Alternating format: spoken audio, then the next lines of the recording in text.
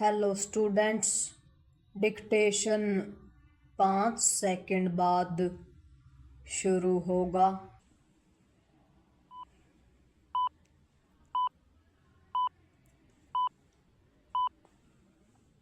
Start. Delhi में आयोजित आतंकवाद रोधी सम्मेलन में केंद्रीय गृह मंत्री अमित शाह ने संगठित अपराध तंत्र का जो डाटाबेस जारी किया वह समय की मांग के अनुरूप है। इस डाटाबेस में देश में सक्रिय आतंकी संगठनों और गैंगस्टरों का कच्चा चिट्ठा है। इसमें गुम और बरामद हथियारों का भी विवरण है। इसे इसलिए तैयार किया गया है क्योंकि आतंकी संगठनों और माफिया सरीखे अपराधियों के गिरोहों के बीच साठगांठ बढ़ती चली जा रही है। कई ऐसे मामले सामने आ चुके हैं जिनसे यह इंगित हुआ कि आतंकियों को किसी न किसी स्तर पर अपराधियों का सहयोग मिला। आमतौर पर आतंकी अपनी गतिविधियों को अंजाम देने में तभी सफल हो पाते हैं जब उन्हें स्थानीय स्तर पर किसी तरह की मदद मिलती है।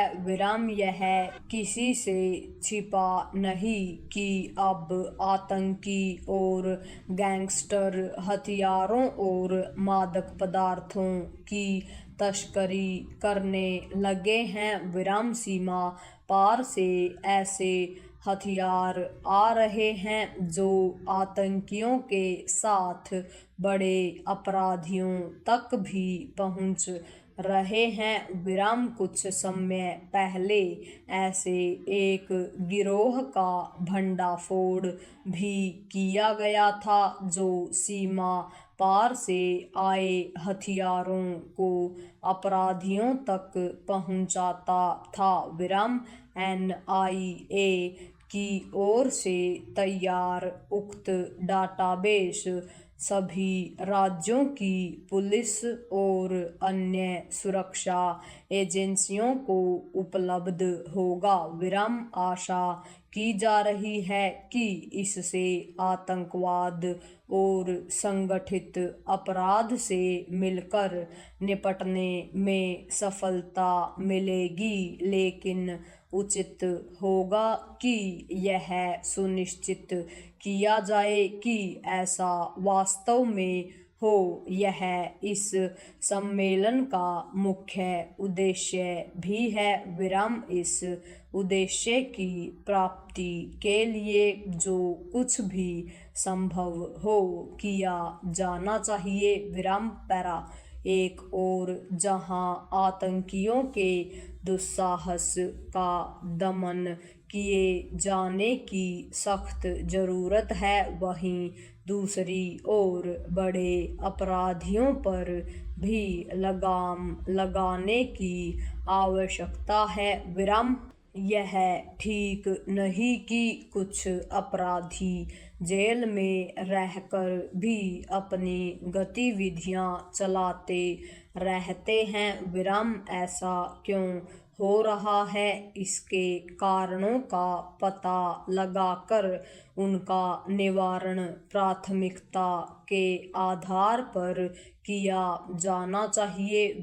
यह सही है कि केंद्र सरकार आतंकवाद का सामना करने के लिए प्रतिबद्ध है और उसकी इस प्रतिबद्धता के सकारात्मक परिणाम भी सामने आए हैं, लेकिन आतंकी खतरे को कम करने के लिए अभी बहुत कुछ किए जाने की जरूरत है, क्योंकि वे अपने तौर तरीके बदलने के साथ आधुनिक तकनीक का इस्तेमाल भी कर रहे हैं। विराम आवश्यक केवल यह नहीं कि आतंकी संगठनों और अपराधियों की टोह लेने का काम और कुशलता से किया जाए, बल्कि इसकी भी है कि अदालतें आतंकवाद के मामलों का निपटारा करने में शीघ्रता का परिचय दें। विराम कई ऐसे मामले हैं जिनमें आतंकियों को सजा सुनाने में ज़रूरत से ज़्यादा देरी हुई। विराम जब ऐसा होता है तो आतंकवाद के प्रति जीरो टॉलरेंस की नीति पर सवाल उठते हैं। विराम आतंकवाद एक ऐसा खतरा है जिस पर चौतरफा प्रहार किया जाना चाहिए। पूर्ण विराम।